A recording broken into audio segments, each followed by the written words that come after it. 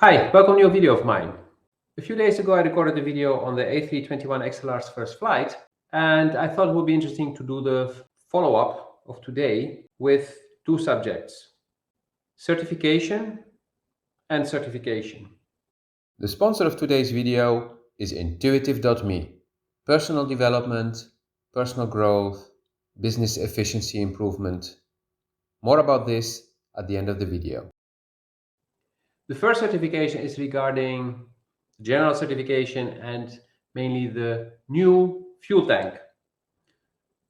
The center back fuel tank, as it looks that EASA wants Airbus to modify it and to have more isolation, more protection between the fuel and the floor of the cabin.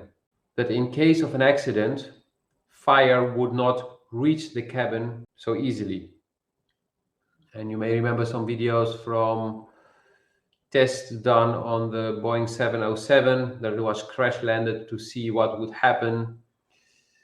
I do not expect that with the Airbus because we don't do this today anymore, but I do expect some testing with the center wing box part and this fuel tank. We submitted to extreme pressures, to fire, all kind of harsh conditions, to literally being struck with metal beams to just see if it will hold or not, if it will ignite or not.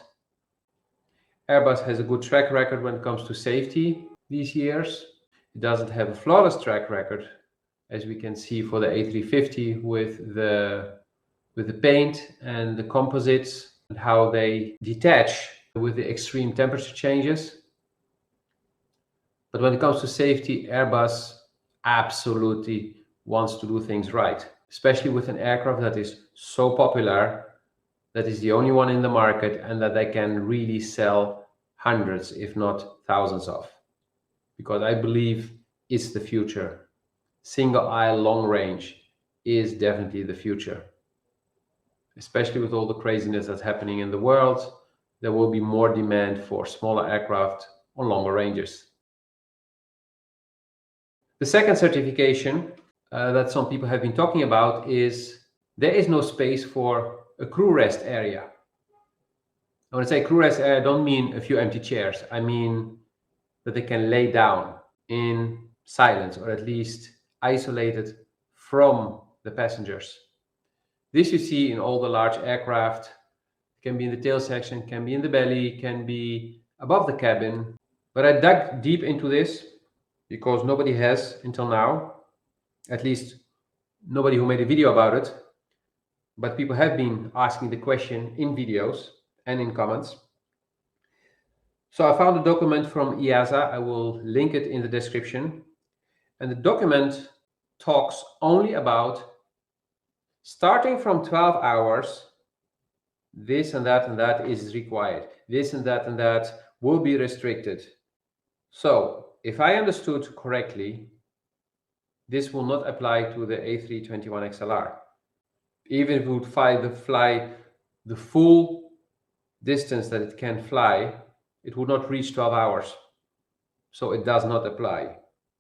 If any of you has been working in a store or in a shop, you know that 8-hour shifts, 9-hour shifts are quite common and you do not get to lay down. And so, yes, it will be exhausting for the crew, but it's common. There will be no requirements for a dedicated crew rest area on the A321XLR. If Airbus would develop an aircraft that can have even a longer range and start to fly up to 12 hours or past the 12-hour mark, then it would have to include this. But in this case, it's not needed. So aside from the fuel tank, I do not see any issues why Airbus could not start delivery early 2024 as it has announced. So, the sponsor of today's video, intuitive.me. You must say, hey, Intuitive. Yes, you got it. That's my main job. These videos that I'm recording here on aviation, they're just for fun. They're my hobby. They're my passion. And that's what intuitive.me is about. It's about discovering what you really love to do and start doing it.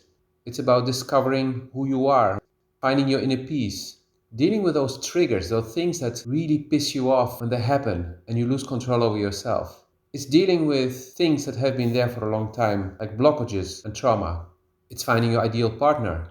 It's changing things in your life that you have no clue how to change, but you really want them to change. And as I always say, asking for help is not a sign of weakness, it's a sign of strength and a sign of true smartness. Because the real smart people and the real successful people, they have coaches, they have mentors, yes, plural. So click the link in the description and have a look. If you've watched this far, then probably already resonate with me, so maybe it can help you. Click the link in the description. This was a short video, again, in my new series. I hope this was interesting.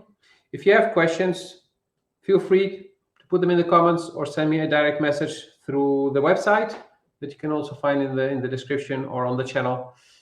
And see you in the next video. Have a wonderful day.